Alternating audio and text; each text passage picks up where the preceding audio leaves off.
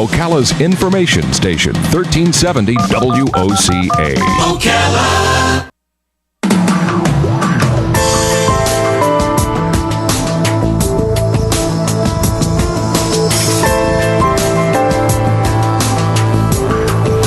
All right, 9 minutes before 11 o'clock.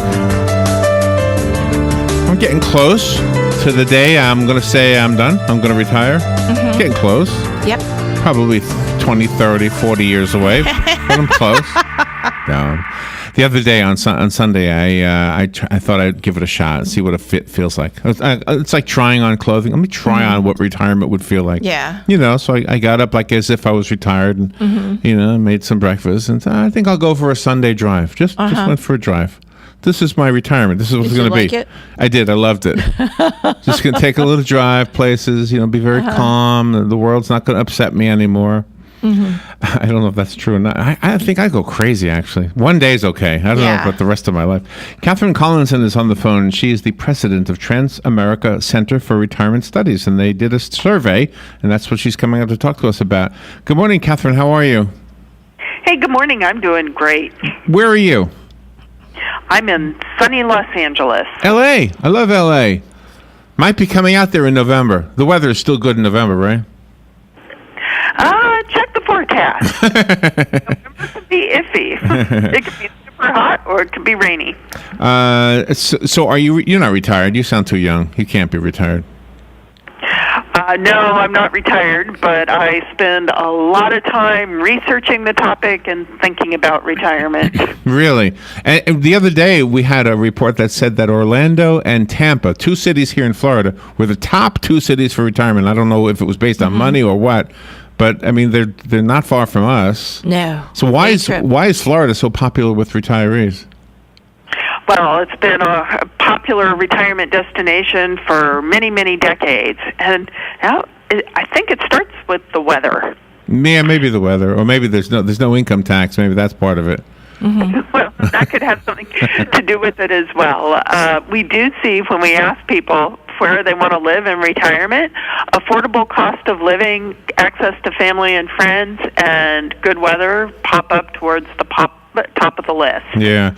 Access to family and friends, that's an interesting element because in many cases the retired folks here moved away from family and friends. They came down here, they made new friends but not new family. Yeah, that is really interesting. However, they've chosen a place where family like to come and visit. Oh gosh, and that's why Orlando. Everybody goes for Orlando. Everybody goes to Orlando. Sure. So what else did the survey reveal?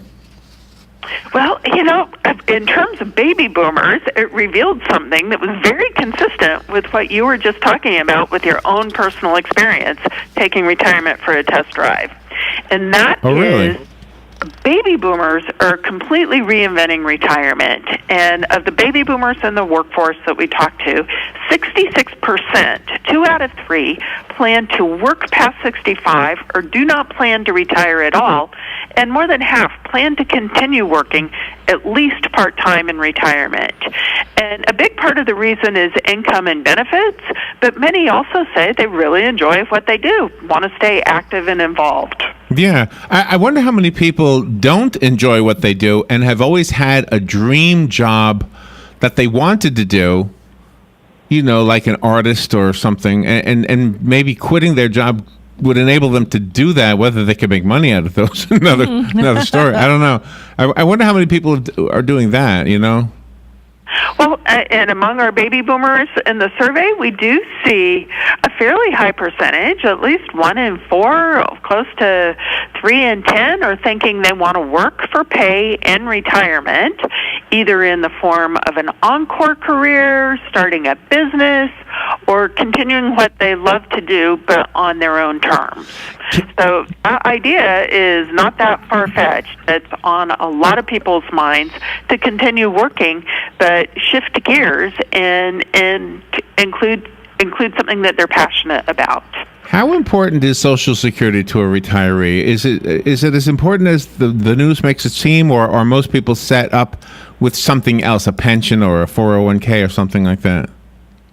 That is a terrific question. And last year we surveyed 3,000 retirees, And we found that among most, Social Security is their primary form of income. Oh, really? They may have other sources of income, but in terms of what they call their primary form of income, for most, it is Social Security. So people that depend on Social Security, they just stay close to home. They really can't afford to go on vacations or buy a lot of gifts for their children and grandchildren. What we see is the median household income among retirees came in at just $32,000 a year, which, as we think about it, is not that much. But what we also see in the survey findings is they're really good at stretching their dollars and prioritizing their spending, and most say they are enjoying life, many saying even more so since they retired. But the dark side is that we see that they have relatively little household savings, so that if disaster strikes, a major medical expense or the need for some long-term care or assisted living, they're just not financially prepared for that. Oh, wow, that's a big one. How about golf carts? Are a lot of retired people driving golf carts? They are in our area. It's an observation we've made around here. I don't know if that's true across the country. That's beyond the scope of our survey, but I will say that do not recommend driving a golf cart on a Los Angeles freeway. Oh, no. So what does Transamerica Center do? What do you guys do? Transamerica Center for Retirement Studies is a nonprofit private foundation funded by Transamerica Corporation, and we conduct research and educate the public about the latest trends, issues, and opportunities for saving and planning for a financially secure retirement. Oh, okay. So you could help. So somebody who's... Okay, so when would somebody come to you? Would they come to you when they're 60, 50, 20? What's a good age to start all of this? Okay, well, our outlook is, and the research that we do, is we believe there's no such thing as an average American, and each demographic segment, it could be generation, it could be women and men, household income, each segment has its own unique issues and opportunities towards saving for retirement and achieving retirement readiness. So we put together research studies that include tips for generations, women, men, household income, even level of education, on specific things that they can do to help improve their overall long-term retirement and financial security. Is there like a calculator or something on your website? We have a retirement calculator on our website. You do? We have we spend a lot of time raising awareness about a tax credit that's available to low to moderate income workers who save for retirement, because we see in our research few people know about it, and many may be missing out and not claiming it just because they don't know about it. So the Savers Credit, a tax credit, we have our research reports, we have infographics, which are intended to be conversation starters, as well as long reports, short reports. Catherine? And we're out of time, but thank you so much. Do we go to transamericacenter.org? Is that the website? Yes, transamericacenter.org, and you can follow us on Twitter at TCR Studies. Excellent. Catherine Collinson, thank you so much. That was fun. We'll be right back. Attic Mall Studios. This is WOCA. Ocala, Gainesville, The Villages. 1370 AM, 96.3 FM. The Source.